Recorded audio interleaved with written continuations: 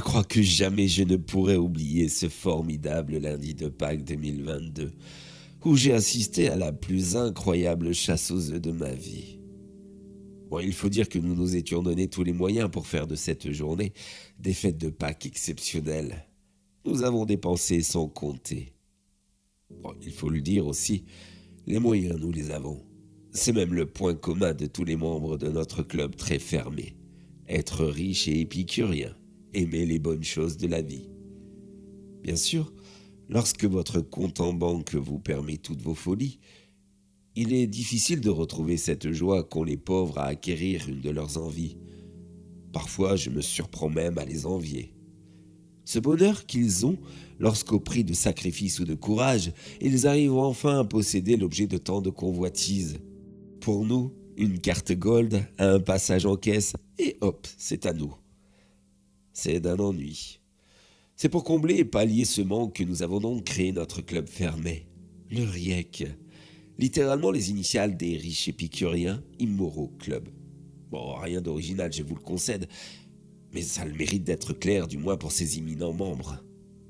Le principe étant celui de rassembler des gens de pouvoir, des hommes politiques, des stars, des chanteurs, des acteurs, au compte en banque démesuré, des personnes aux mœurs plus que réprimandables et à l'ennui certain. Et a du coup, tout simplement leur proposer des divertissements interdits et totalement immoraux.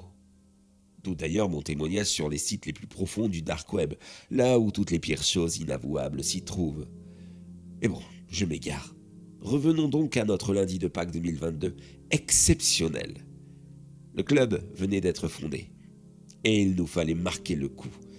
Pour l'occasion, nous avons donc mis les petits plats dans les grands. Voici la recette de notre immense réussite. Premier ingrédient, les enfants. On les a bien choisis, méticuleusement. Âgés entre 8 et 10 ans. Des enfants issus de la classe ouvrière, des milieux pauvres, de ces gosses qui manquent de tout et que les biens de valeur attirent. Promettez-leur la PlayStation 5 ou le dernier iPhone et ils vous suivront où vous le désirez. C'est ainsi que l'on a capturé 10 d'entre eux, 8 garçons et 2 filles. Deuxième ingrédient, le conditionnement. On les a enfermés dans un immense cachot au château de l'un de nos membres, Pierre Forester, un noble de très vieille France. Et là, nous les avons conditionnés à devenir des petits animaux sauvages. Privés de tout confort, nous les avons affamés et montés les uns contre les autres, en s'amusant à privilégier l'un d'entre eux pour que les autres le détestent. Un peu plus de nourriture, notamment. Et puis le lendemain, on changeait le bénéficiaire, histoire qu'ils se haient toutes et tous. C'est ainsi que pendant 3 semaines, on les a montés les uns contre les autres et on les a transformés en bêtes sauvages. Les résultats, croyez-moi, étaient spectaculaires. Troisième ingrédient, l'espoir, bien sûr.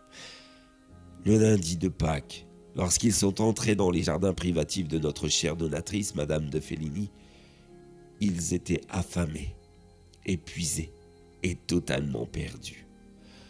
On leur a alors gentiment expliqué que le vainqueur de la chasse aux œufs gagnerait non seulement son poids en or, sous forme d'œuf d'ailleurs, mais le plus important, ils retrouveraient aussi leur liberté et pourraient retourner auprès de leurs parents. Bien sûr, avant ça, il leur fallait jouer à un jeu. La chasse non pas aux œufs, mais aux couteaux. Des couteaux bien aiguisés, très pointus, dissimulés de ci et de là. Le gagnant serait l'unique survivant, car oui, on leur a bien précisé qu'une fois armés, le but était de tuer tous les autres. Je me souviens encore des sanglots, des larmes qui coulaient sur leurs petits visages innocents. Ils sont restés là un moment, comme ça, prostrés, à pleurer, à ne pas vouloir jouer. Je vous avoue d'ailleurs que c'était un peu frustrant et pas très divertissant. Il a fallu finalement que notre hôte les relance, leur expliquant que si aucun d'entre eux n'agissait, alors il lâcherait ses chiens, de splendides Doberman, pour qu'ils dévorent chacun d'entre eux. C'est à ce moment-là précis que le premier garçon a réagi. Il a filé vers le bois, à la recherche d'une arme. Les autres en ont fait tout autant. Le jeu pouvait enfin commencer. Et pas que le jeu d'ailleurs. Le bain de sang aussi par la même occasion. La première fille n'a pas vraiment fait long feu. Alors qu'elle venait de trouver enfin de quoi se défendre, un jeune garçon l'a poignardée en plein dans le dos. C'était brutal et jouissif à la fois. Voir cette gamine ramper à terre pour sa survie, le dos taché de son sang qui se vidait, et pleurer comme une enfant avant de rendre l'âme. Quel spectacle enivrant. Je ne saurais vous dire ce que l'on pouvait ressentir devant ça. La suite d'ailleurs fut tout aussi jouissive, quand le garçon qui venait de planter cette fillette s'est fait égorger par la deuxième gamine, avec une violence extrême. Le sang qui giclait de son cou, le pauvre retenant léger comme il le pouvait avant de s'écrouler. C'était si intense. Nous y étions là, tous à les regarder dans notre salon. Le terrain de jeu était criblé de caméras et de drones, afin de ne pas en perdre une miette. On a d'ailleurs zoomé sur les yeux de la fillette à cet instant. Il y avait une haine dans ces derniers. J'ai compris à ce moment précis qu'elle serait certainement la gagnante. Et le massacre a continué de plus belle. Certains surprenant les autres, des coups de couteau, tous plus sanglants les uns que les autres. C'était incroyable. Une mention spéciale à ce coup donné en plein dans l'œil. Que c'était gore, j'en ai même eu des hauts le cœur. Au final, je ne m'étais pas trompé sur la fille. Elle était si rusée. Sur un buisson, elle a posé son sweat à capuche rouge sang, donnant l'illusion de dos qu'elle était assise. Et alors que son dernier adversaire pensait la surprendre par derrière, elle a surgi de son côté droit, un coup en plein dans sa gorge. Quelle intelligence quand même pour une gosse de ce milieu, pour une enfant de pauvre. Tout ceci nous a vraiment bien divertis.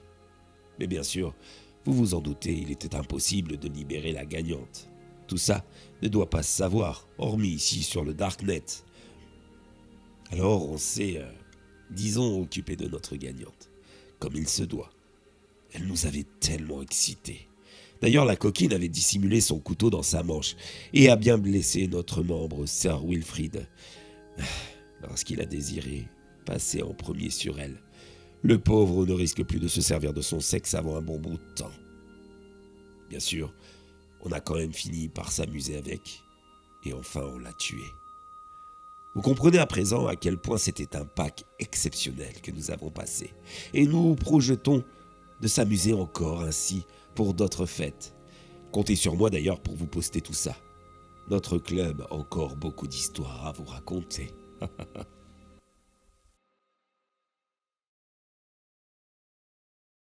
Elle s'appelait Emmeline Delfaux. Elle avait seulement 10 ans et elle a été votre gagnante. Mais surtout, elle était ma petite fille. Lors de sa disparition, je n'ai eu de cesse de mettre tout mon temps libre, et Dieu sait si j'en avais, à sa recherche. Qu'est-ce qui avait bien pu lui arriver? Je n'ai jamais abandonné, jamais laissé tomber. Et puis, il y a eu ce jour où un homme m'a dit avoir lu ce témoignage sur le Darknet. C'était un homme peu recommandable, trafiquant d'armes, du milieu mafieux, mais pour qui la famille restait sacrée, et surtout les enfants. On peut être un bandit mais avoir des valeurs, vous voyez. C'est ainsi qu'il m'a aidé à vous retrouver. À l'aide de ses complices, c'est ainsi aussi qu'ils vous ont kidnappé. Ils l'ont fait parce que le calvaire que vous avez fait vivre à ces enfants les a touchés, les a écœurés. Accessoirement, ils ont aussi du coup pu se servir dans vos diverses richesses lors de votre kidnapping et être gracieusement payés avec ces dernières. Et puis ils vous ont tous amenés à moi. Je sais qu'il en manque quelques-uns. Je sais que certaines et certains courent encore, mais je finirai par les avoir toutes et tous. Croyez-moi. Mais pour l'heure, voici ma recette de ce lundi de Pâques 2023 bien réussi. Premier ingrédient, des saloperies de riches. Vous, des personnes abjectes, ignobles, prêts à toutes les horreurs pour se divertir, mais aussi certainement à toutes les horreurs pour survivre. Deuxième ingrédient, ce bassin rempli d'un acide très corrosif. Il attaquera votre corps en très peu de temps. Il va vous dissoudre dans d'atroces souffrances. Vous sentirez ce dernier vous ronger jusqu'aux os. Troisième ingrédient, la promesse. La promesse que le dernier survivant pourra mourir sans souffrir. J'ouvrirai une trappe pour lui donner un revolver qui lui permettra de mettre fin à ses jours plus dignement, sans avoir le temps d'avoir mal, sans avoir le temps de souffrir. Vous l'avez compris. Votre intérêt est donc de pousser les autres dans ce bassin afin que, finalement, vous puissiez mourir dignement, quoique. Voilà l'enjeu de ce magnifique lundi de Pâques. Je serai à votre place, je me méfierai de tous les autres, vu ce que vous êtes capable de faire pour vous divertir, n'est-ce pas? Allez, sans plus attendre que le jeu commence. Ah, j'oubliais. Joyeuse Pâques.